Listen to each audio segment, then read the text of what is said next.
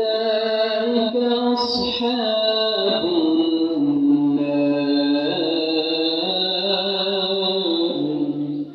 তারাই জাহান্নামবাসী হুম ফিহা খালিদুন এবং চিরস্থায়ী সেইখানে থাকতে হবে। ওরে দুনিয়ার ইমানদার আল্লাহর গোলাম, তুমি তাকাইয়া দেখো তোমার হাতের মধ্যে অনেক সময় আছে, তুমি 5 ওয়াক্ত নামাজ পড়ার সময় পাও না। তুমি কেমন ভাবে দাবি করো তুমি মুসলমান, বড় গলায় আওয়াজ করে কথা বলো আমি মুসলমান, মুখের মধ্যে দাড়ি নাই, নবীজির সুন্নতের দাড়ি কাছেও নাই, নিজেকে দাবি করো আশিকে রাসূল।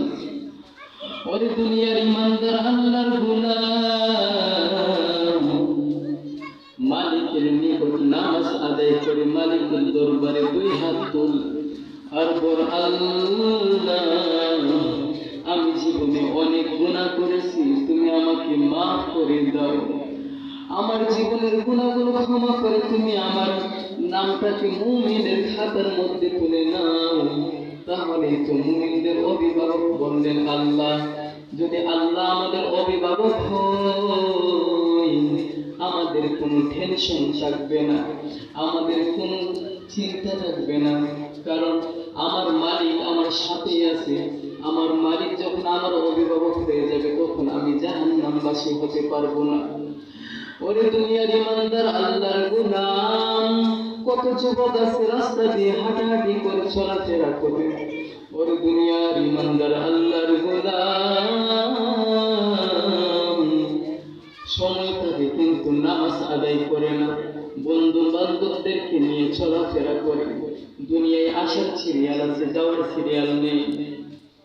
বাবার আগে সন্তান মারা যাচ্ছে, সন্তানের আগে বাবা মারা যাচ্ছে, কোন সিরিয়াল ঠিক নেই। একটু চিন্তা করা আমাদের দরকার, না জানি কখন আজরাইল আমাদের সামনে এসে পড়ে। একটু চিন্তা করলে জাহান্নামের ভয় ঘুরে ঢুকলে আমাদের গুনাহ করতে মন চাইবে না। মনটাকে একটু বুঝাও, জীবনে অনেক গুনাহ করেছো, আল্লাহর কাছে তওবা করো। আল্লাহ হলেন ক্ষমাশীল, আল্লাহ ক্ষমা করতে ভালোবাসেন। মাওলা বলে বান্দা তুই যতই গুনাহ করিস না কেন, তুই যদি আমাকে ডাক দিয়ে আমার কাছে ক্ষমা চাস, আমি আল্লাহ পাহাড় পরিমাণ যদি তোর গুনাহ হয় আমি আল্লাহ তোর গুনাহ আমি ক্ষমা করে দিব। বলেন না সুবহানাল্লাহ।